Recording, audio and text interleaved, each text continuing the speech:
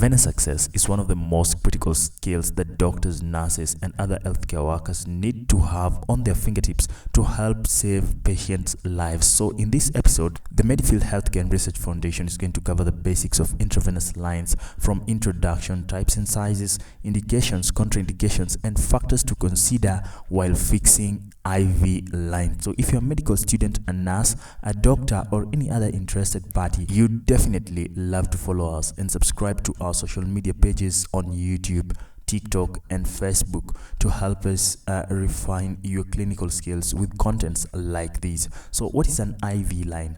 An intravenous line is a soft tube fixed by healthcare providers in a vein, either in the hand, arms, legs, head, or sometimes on the neck, to administer fluid, blood, or medicine directly into the patient's bloodstream. An intravenous catheter is also called a BRANULA or a cannula. We have very many types of cannulas, and I'll start with the smallest going to the largest. The smallest is the gauge 26, also called the purple or the violet BRANULA. It is mostly preferred in newborn units, that's NBU, because of the preterm babies.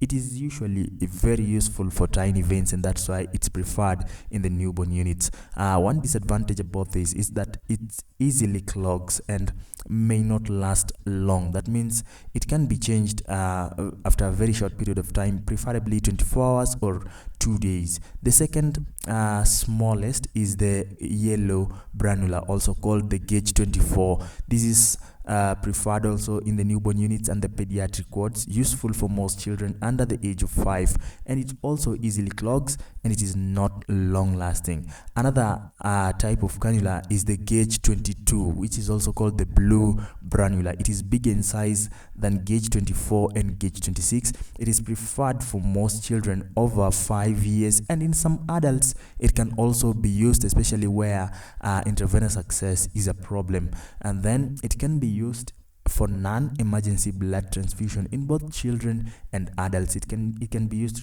transfuse blood, but it usually goes at a relatively slower rate than the next type of BRANULA, which is the gauge 20. This is the most commonly used BRANULA in adult patients. So it can be used both in emergency and non-emergency situations because it is mid-range.